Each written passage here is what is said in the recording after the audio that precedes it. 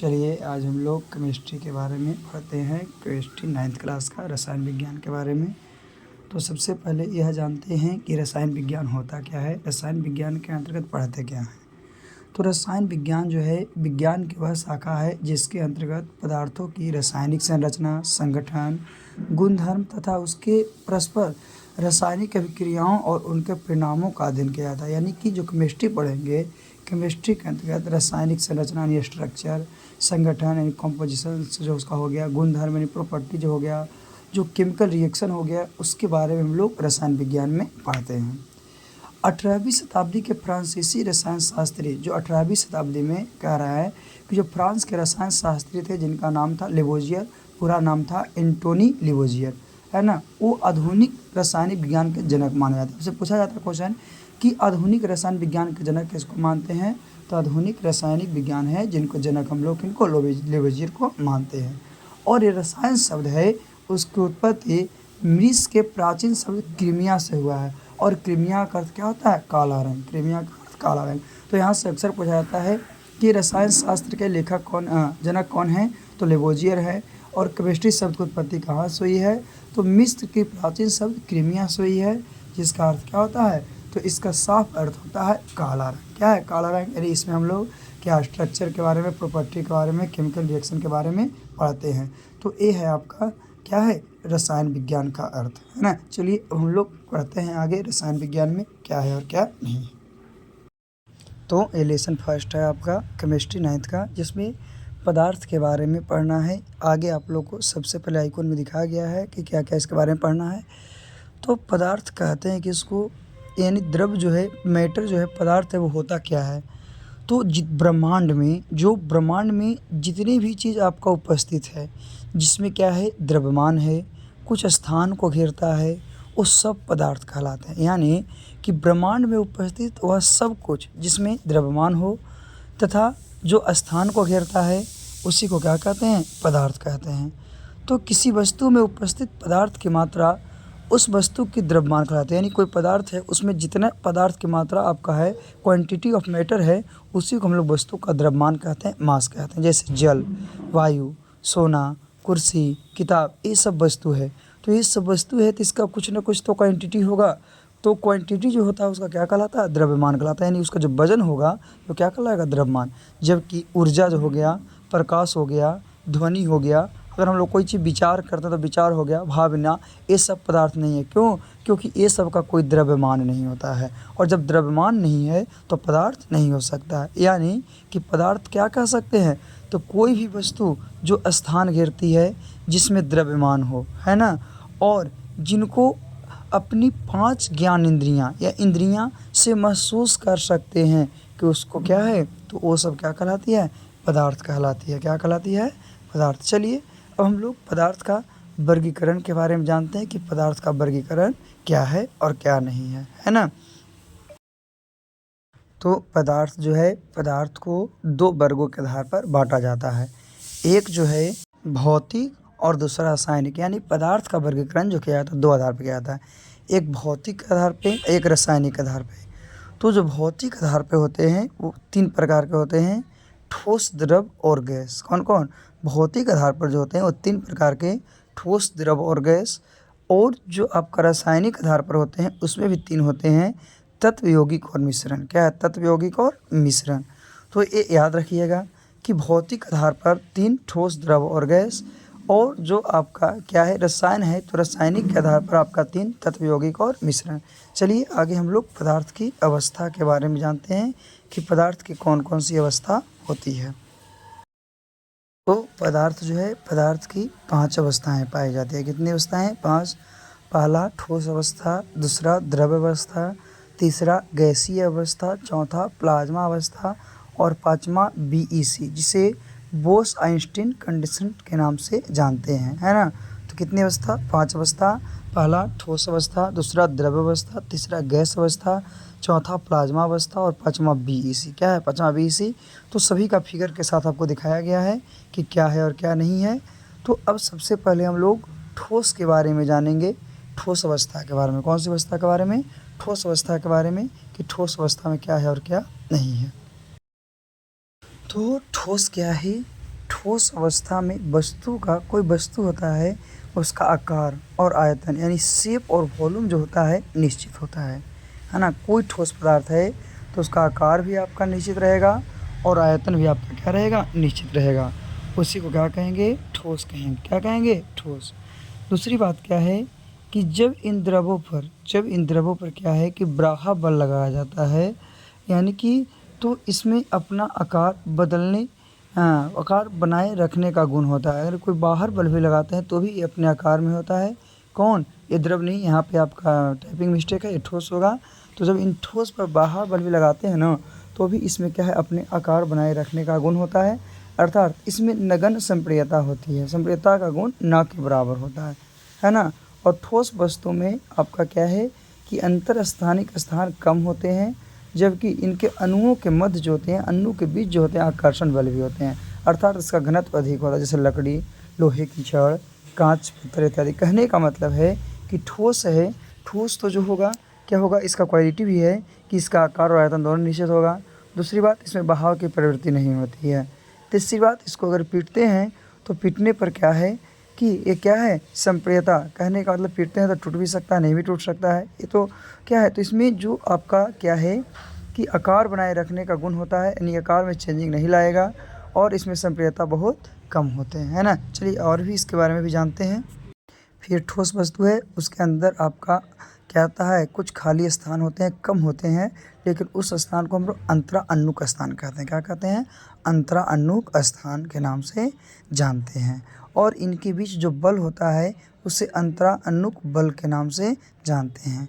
तो चलिए ठोस के बाद अब हम लोग द्रव के बारे में जानते हैं कि द्रव क्या है और क्या नहीं है ना। ठोस के गुण के बारे में जान गए, तो द्रव अवस्था के बारे में जानते हैं, द्रव अवस्था क्या है और क्या नहीं है इसके बारे में।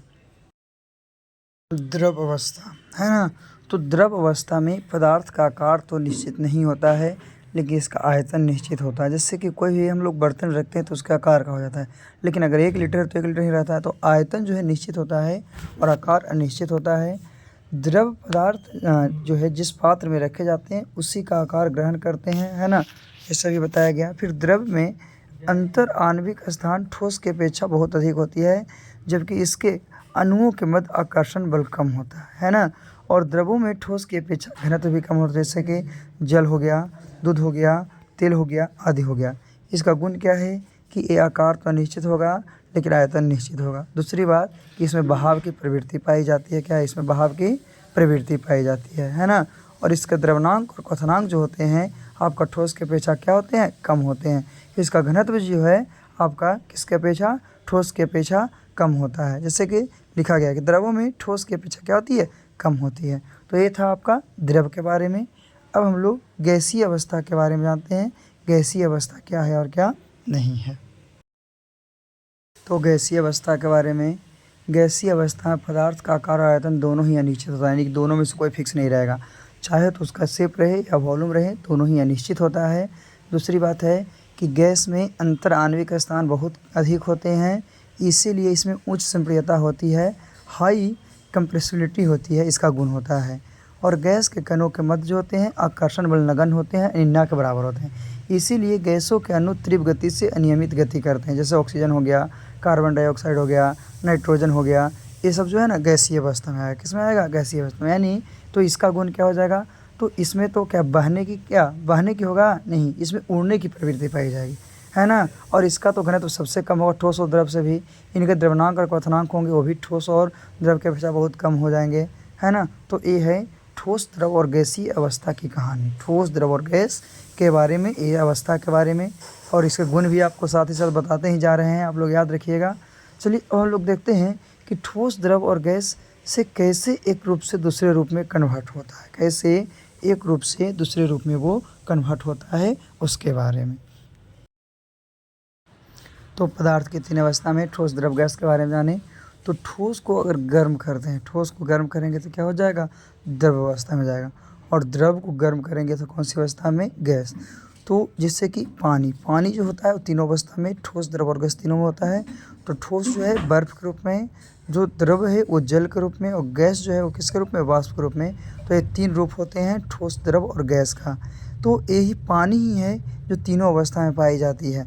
बाकी और कोई चीज़ नहीं है जो तीनों अवस्था में पाया जाता है।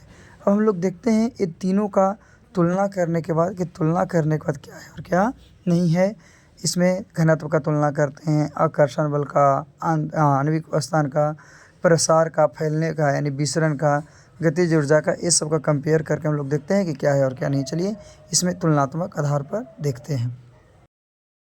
तो घनत्व है तो सबसे ज़्यादा घनत्व ठोस में, उसके बाद द्रव में और उसके बाद गैस में, यानी सबसे कम गैस में होता है, सबसे ज़्यादा ठोस में। उसी तरह से आणविक आकर्षण बल होता है, वो भी ठोस में सबसे ज़्यादा होता है और गैस में सबसे कम होता है, यानी बीच में द्रव आ गया। फिर अंतराण्विक स्थान, उसमें भी यही कंडीशन है कि गैस में जो है सबसे ज़्यादा स्थान होता है, द्रव में उससे क्या होता है कम, और ठोस में तो बहुत कम होते हैं। इसकी प्रसार की बात करते हैं तो सबसे ज़्यादा कौन प्रसार होता है, कौन फैलता है, तो फैलने के लिए या विसरण के लिए गैस हो गए, है ना। उसके बाद द्रव, उसके बाद क्या है, ठोस है। तो विसरण या प्रसार में होता है। फिर गतिज ऊर्जा की बात करते हैं, काइनेटिक ऊर्जा की बात करते हैं, काइनेटिक एनर्जी की, तो सबसे ज़्यादा किसमें, गैस में, उसके बाद द्रव में, उसके बाद ठोस में। तो ये तीनों को कंपेयर करने का हम लोग को पता चलता है कि क्या है और क्या नहीं है। चलिए आगे हम लोग चलते हैं। ये तीनों अवस्था को देखने के बाद आगे चौथी, जो पदार्थ की चौथी अवस्था थी, कौन सी, प्लाज्मा अवस्था। कौन सा, प्लाज्मा अवस्था। तो प्लाज्मा अवस्था के बारे में जानते हैं कि प्लाज्मा अवस्था क्या है और क्या नहीं। चलिए पदार्थ की चतुर्थ अवस्था प्लाज्मा अवस्था के बारे में जानते हैं। तो प्लाज्मा अवस्था का भी कोई निश्चित आकार या कोई निश्चित आयतन नहीं होता है, और ये जो है पदार्थ की चौथी अवस्था है। दूसरी बात है कि प्लाज्मा गैसों की आयनीकृत अवस्था है, जिसमें धनावेशित आयनों तथा ऋणावेशित आयनों की संख्या बराबर होती है, यानी कि इसमें पॉजिटिव चार्ज और नेगेटिव चार्ज दोनों क्या होते हैं, बराबर होते हैं। यानी कि धनावेशित आयन है और क्या है, ऋणावेशित इलेक्ट्रॉन है। एक आयन है, एक क्या है आपका इलेक्ट्रॉन है, वो दोनों की संख्या बराबर होती है। दूसरी बात है कि सूर्य और तारा की ऊष्मा प्लाज्मा अवस्था का कारण होती है। सूर्य और तारा है, उसकी जो ऊष्मा है, ऊर्जा है, वो प्लाज्मा अवस्था के कारण। क्यों, क्योंकि हम देखे थे कि सॉलिड को गर्म करने पर लिक्विड, लिक्विड को गर्म करने पर गैस, और गैस को अगर हम लोग गर्म करते हैं, उसमें हीट को जोड़ते हैं, तो प्लाज्मा अवस्था मिलती है। कौन सी अवस्था, प्लाज्मा अवस्था है, जो पदार्थ की चौथी अवस्था है, जो पदार्थ की चौथी अवस्था है।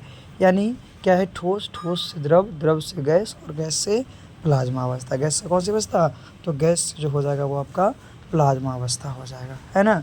चलिए और हम लोग आगे जानते हैं। प्लाज्मा अवस्था के बाद हम लोग को पाँचवा अवस्था क्या था, तो पाँचवा अवस्था हम लोग को बीईसी था। क्या था, बीईसी। तो बीईसी के बारे में जानते हैं कि बीईसी क्या है और क्या नहीं है ना। चलिए देखते हैं। तो बीईसी जो है उसको बोस आइंस्टीन कंडेंस्ड कहते हैं। ये वर्ष 1920 ईस्वी में, कितना, 1920 ईस्वी में एक भारतीय भौतिक विज्ञानी, यानी भारत का ही था, और भौतिक विज्ञानी जिनका नाम था सत्येंद्र नाथ बोस। कौन था, सत्येंद्र नाथ बोस। उसी ने पदार्थ की पाँचवीं अवस्था के लिए कुछ गणनाएँ की थी, कुछ उसके ऊपर शोध किए थे, गणना किए थे, जिसके आधार पर उसी आधार पर ना अल्बर्ट आइंस्टीन ने बोस आइंस्टीन कंडेंसेट के रूप में द्रव की पाँचवीं अवस्था को भविष्यवाणी की।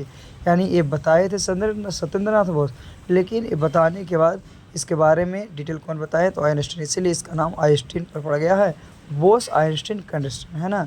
तो बीईसी वह अवस्था है जिसमें किसी गैस के लगभग, जो कोई गैस है उसका लगभग परम शून्य ताप जो होता है, एब्सोल्युटली होता है, जो जीरो होता है। कितना, 0 डिग्री केल्विन, अर्थात -273 डिग्री और 0.15 डिग्री सेल्सियस तक शीतल करने के परमाणुओं की मुक्त ऊर्जा होती है ना। तो ये था पदार्थ की पाँचवीं अवस्था। अब हम लोग पाँचवीं अवस्था में सभी अवस्था के देखते हैं टेम्परेचर के बारे में, कि कौन सी अवस्था की टेम्परेचर कितनी होती है ना, तापमान कितनी होती है। चलिए टेम्परेचर के बारे में देखते हैं कि जो 5 आपका मैटर स्टेट थे उसका क्या है और क्या नहीं।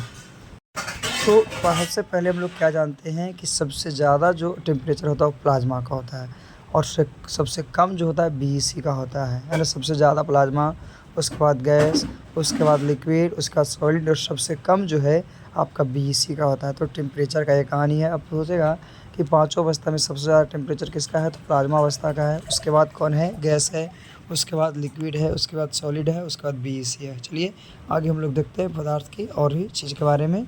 तो पदार्थ में होने वाले परिवर्तन क्या क्या है, तो पदार्थ में 2 तरह के परिवर्तन होते हैं, एक फिजिकल और एक केमिकल, जिसे भौतिक परिवर्तन और रासायनिक परिवर्तन कहते हैं। तो भौतिक परिवर्तन यह एक स्थायी परिवर्तन है। इस परिवर्तन में कोई भी जो पदार्थ है परिवर्तित होने के बाद अपनी पूर्ण अवस्था, यानी कि कोई चीज़ एक रूप से दूसरे में कन्वर्ट हुआ लेकिन फिर पहले के रूप में ही आ जाएगा, उसको भौतिक परिवर्तन। और जो पहले के रूप में पुनः नहीं आएगा, पूर्व अवस्था में नहीं आता है, उसी को हम लोग रासायनिक परिवर्तन कहते हैं। तो याद रखना है कि भौतिक परिवर्तन में पुनः पूर्व अवस्था में आता है, लेकिन जो रासायनिक परिवर्तन है, रासायनिक परिवर्तन में फिर से पुनः अपनी क्या है कि पूर्व अवस्था में नहीं आता। जैसे एग्जाम्पल देखते हैं दोनों का कि क्या है और क्या नहीं है ना। तो सबसे पहले भौतिक परिवर्तन में जैसे मोमबत्ती का पिघलना, बर्फ़ से पानी बनना, पानी से वाष्प बनना, दूध का गर्म होना, रेत का पानी में घुलना, कागज़ का फटना, तो ये सब पुनः फिर से अपने पहले अवस्था में आ सकता है, इसलिए भौतिक परिवर्तन है। और जो नहीं आएगा, जैसे मोमबत्ती जल गया तो नहीं आएगा, मक्खन खट्टा हो गया तो भी नहीं होगा, खाने का पचना, खाना खा लिए पच गया तो फिर से उस अवस्था में नहीं आएगा, लोहे में जंग लग जाएगा तो उस अवस्था में नहीं आएगा, दूध से दही बन जाएगा तो नहीं आएगा, कागज़ जल जाएगा तो भी नहीं आएगा। तो इस तरह से ये आपको पदार्थ में होने वाले परिवर्तन की घटना है। क्या पदार्थ में होने वाले परिवर्तन की घटना है, और एक घटना के बारे में हम लोग जान गए। तो ये था आपका मुख्य रूप से इस लेसन का। इस लेसन में एक चीज़ और जानना था कि जो पानी है 4 डिग्री सेल्सियस का जो न्यूनतम ताप होता है उससे वो जमना चालू करता है ना। डायरेक्ट अगर 0 कर देंगे तो भी नहीं जमेगा। तो 4 डिग्री जो है 4 डिग्री से जमना चालू करता है, यानी कि इसका क्वथनांक क्या है आपका